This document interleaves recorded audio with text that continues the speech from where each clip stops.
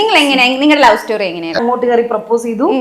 അപ്പോ ഞാൻ പറഞ്ഞിട്ടുണ്ടായിരുന്നു എന്റെ ബ്രദറിന്റെ ഫാമിലി ആണെന്നാ ഞാൻ വിചാരിച്ചത്, ജർമ്മനിയിൽ നിന്ന് വന്ന ആളാന്നൊക്കെ ഞാൻ വിചാരിച്ചത്. എന്റെ അമ്മ എന്റെ അച്ഛമ്മയുടെ മോൻ ജർമ്മനിയിലായിരുന്നു ആ ടൈമില്. ആളുടെ ഫ്രണ്ടാന്നൊക്കെ കരുതിയാണ്, അങ്ങനത്തെ ഒരു ലുക്കൊക്കെ ആയിരുന്നു ആ ടൈമില്. പക്ഷെ പിന്നെ മനസ്സിലായി ഞാൻ ഫണ്ണായിട്ട് പറഞ്ഞിട്ടുണ്ടായിരുന്നു ഞാൻ ജർമ്മൻ ഷെപ്പേർഡാന്ന് കരുതിയാ മുട്ടിയത്, പക്ഷെ നാട്ടിലെ അൽസേഷനാണ് പിന്നെ പറഞ്ഞിട്ടുണ്ടായിരുന്നു.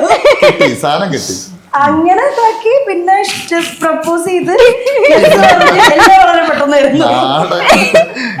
ഞങ്ങൾക്കുള്ള കണ്ടന്റ് കേട്ടോ. അതായിരുന്നു കഥ, അത്രേ ഉള്ളൂ. ഓക്കെ, അതില് വീട്ടിൽ പൊക്കി, അപ്പൊ വേറെ നിവർത്തിയില്ല, ചാടി. ഓക്കെ, അങ്ങനെ ചാടി പിന്നെ സക്സസ്ഫുൾ ആയിട്ട് 11 വർഷമായിട്ട് വീട്ടുകാരൊക്കെ ആയിട്ട് ഓ സെറ്റ്. ഇപ്പൊ എന്നെക്കാളും വലുത് പ്രചേരണ. അതാണ് ഞങ്ങൾക്ക് ജർമ്മൻ ഷെപ്പേർഡ് മതിയെന്ന്.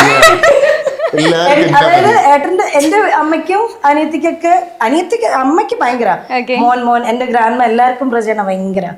ഇങ്ങനെ എല്ലാരും ഭയങ്കരമായിട്ട് ഇതായിട്ട് വർത്താനൊക്കെ പറയല്ലോ, അമ്മേ അമ്മൂമ്മേ ആയതുകൊണ്ട് കെയറിങ് ഏട്ടായി. അതുകൊണ്ട് എല്ലാവർക്കും ഭയങ്കര കാര്യമാണ്. ഫാമിലി മോനെ വരൂ, ഞാന് അങ്ങനെ നിക്കണ ഓ അതെ. അല്ല എന്റെ അമ്മ, എന്റെ വീട് പാലക്കാടാണ് ആക്ച്വലി. ഒരു 8 months ബാക്ക് എന്റെ അച്ഛൻ മരിച്ചു. അപ്പൊ ഇപ്പൊ ഗ്രാൻഡ് ഇവിടെ, അമ്മയുടെ വീട് കോഴിക്കോടാ.